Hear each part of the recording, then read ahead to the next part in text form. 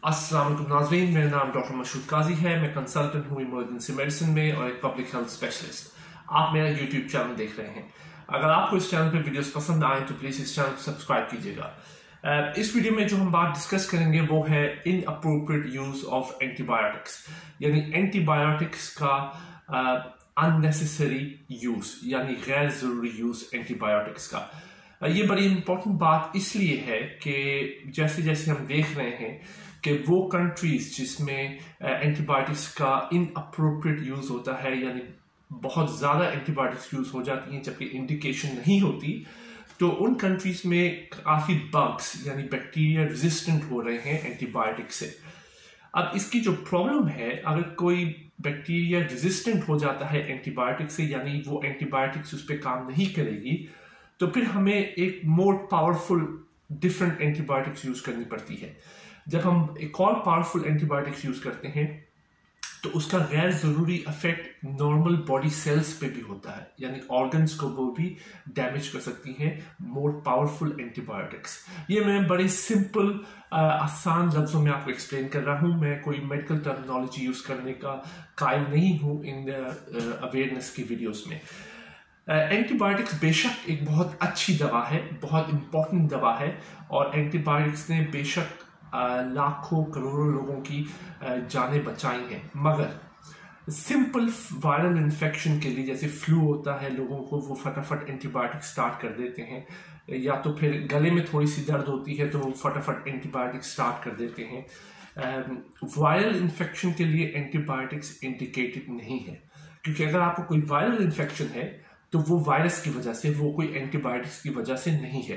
तो virus antibiotic से नहीं खत्म होगा, वो अपने टाइम से खत्म होगा 5 से 7 दिन। एंटीबायोटिक्स वहां पे असर करती हैं जब कोई इन्फेक्शन बैक्टीरिया की वजह से हो।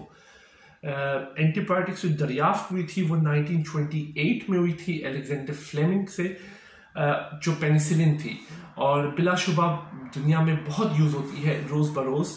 मगर हमें ख्याल रखना चाहिए कि हम एंटीबायोटिक्स का यूज किसी डॉक्टर के मशवरे के बाद करें और अप्रोप्रिएट जगह पे करें, क्योंकि अगर हम गैर ज़रूरी इस्तेमाल करेंगे एंटीबायोटिक्स का तो नेक्स्ट टाइम अगर आपको कोई इन्फेक्शन होगा और वो रेजिस्टेंट होगा फर्स्ट एंटीबायोटिक से, तो आपको सेकंड और थर्ड लाइन एंटीबायोटिक्स यूज करनी पड़ेगी।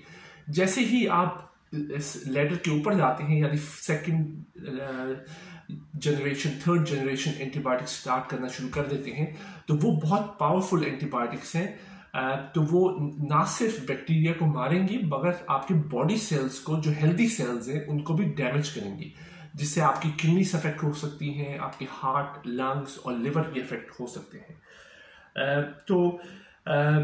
और दूसरी जो सबसे बड़ी बात, एक बैक्टीरिया है MRSA, methicillin resistant staphylococcus aureus, MRSA। इसको मल्टी ड्रग रेजिस्टेंट बैक्टीरिया भी कहते हैं। ये अक्सर हॉस्पिटल्स में पाया जाता है और ये अक्सर एंटीबायोटिक्स के साथ रेजिस्टेंट होता है। आपने कोई अगर ये देखा होगा कि अगर आपका कोई बलगम आ रही है तो आपके डॉक्टर ने उसको कल्चर के लिए भेज दिया होगा, या आपको यूरिन या पेशाब की जलन है या इन्फेक्शन है तो आपके डॉक्टर ने आपका यूरिन सैंपल कल्चर के लिए भेज दिया होगा। जो कल्चर और सेंसिटिविटी की रिपोर्ट आएगी उसमें अगर आप गौर से देखें तो 6-7 एंटीबायोटिक्स के नाम लिखे होंगे और उसके सामने 2 साइन लिखे होंगे, 2 लेटर्स लिखे होंगे, या तो R या S। R का मतलब ये है कि वो बैक्टीरिया जो आपको इन्फेक्शन कर रहा है वो रेजिस्टेंट है, यानी वो जो एंटीबायोटिक के सामने R का लफ्ज लिखा होगा वो एंटीबायोटिक्स काम नहीं करेगी। और अगर S लिखा है तो इसका मतलब वो बैक्टीरिया सेंसिटिव है उस एंटीबायोटिक्स के खिलाफ। तो अक्सर जो MRSA का जो बैक्टीरिया है वो बेशतर एंटीबायोटिक्स के खिलाफ रेजिस्टेंट होता है, यानी वो बेशतर एंटीबायोटिक्स उस पर काम नहीं करती। तो अगर आपको खुदा न खास्ता MRSA हो जाता है तो ये एक बहुत सीरियस कॉम्प्लिकेशन है, और ये असल में एंटीबायोटिक्स की गैर जरूरी इस्तेमाल की वजह से डेवलप हुई है। दूसरी बात, एक तो एंटीबायोटिक्स आपने सही टाइम पे लेनी है, दूसरी अगर आप एंटीबायोटिक्स ले लें और आपके डॉक्टर ने आपको एग्जामिन किया है, मशवरा दिया है कि आप एंटीबायोटिक्स लें, तो बहुत ज़रूरी है आप एंटीबायोटिक्स सही टाइम पे लें।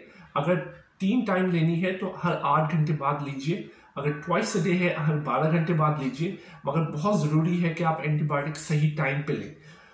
एक तो सही एंटीबायोटिक का इस्तेमाल करना है और सही टाइम पे एंटीबायोटिक्स लेनी है, और तीसरी जो इम्पोर्टेंट बात है, एंटीबायोटिक्स का कोर्स पूरा कंप्लीट करना है। अगर आपके डॉक्टर ने बोला है कि 5 दिन कोर्स है, तो आप बिल्कुल 5 दिन लीजिए।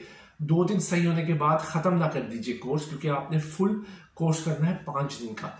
कई बार एंटीबायोटिक्स 7 दिन के लिए भी होती हैं, तो आपको बड़ी इंपॉर्टेंट बात है कि आप 7 दिन तक एंटीबायोटिक्स लीजिए, मगर मेजॉरिटी ऑफ एंटीबायोटिक का कोर्सेज जो है वो 5 दिन के लिए होते हैं।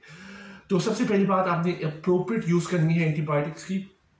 दूसरी बात यह कि आपने सही टाइम पे लेनी है, कंप्लाइंट होना है एंटीबायोटिक्स के साथ। और तीसरी जो इम्पोर्टेंट बात है कि आपने एंटीबायोटिक्स का कोर्स कंप्लीट करना है। तो बहुत ज़रूरी बात है कि एंटीबायोटिक्स सही इंडिकेशन पे ली जाए, क्योंकि रेजिस्टेंस काफ़ी बढ़ रहा है और MRSA आज, जैसे मैंने आपको एक्सप्लेन किया, एक बहुत सीरियस मेडिकल कंडीशन है। अगर आपके पास कोई सवाल है तो प्लीज़ कमेंट सेक्शन पे मेंशन कीजिएगा, और अगर आपको ये वीडियो पसंद आए तो काइंडली इस चैनल को सब्सक्राइब कीजिएगा। बहुत बहुत शुक्रिया।